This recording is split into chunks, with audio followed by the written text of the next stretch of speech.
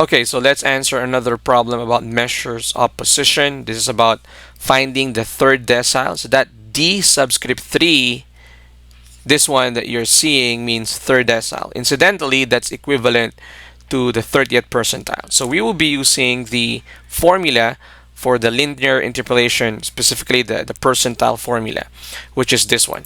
Okay.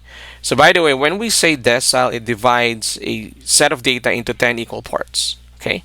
So just like in percentile, the first thing we will do is to make sure that the data or our values are arranged from the smallest to the highest. So here, this is already arranged. We don't need to rearrange this one.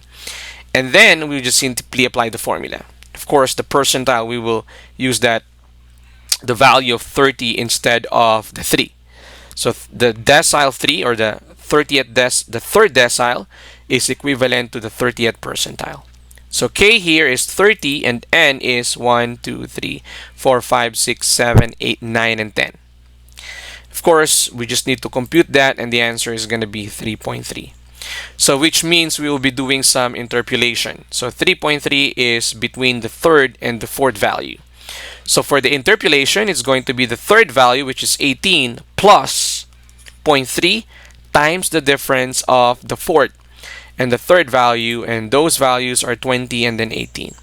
So 18 plus 0.3, that's from 3.3, and then 20 minus 18. 20 minus 18 is 2, times 0.3 is 0.6. So we add that to 18, the answer is 18.6. And that is the third decile. Of course, 30th percentile, but that's equivalent to the third decile.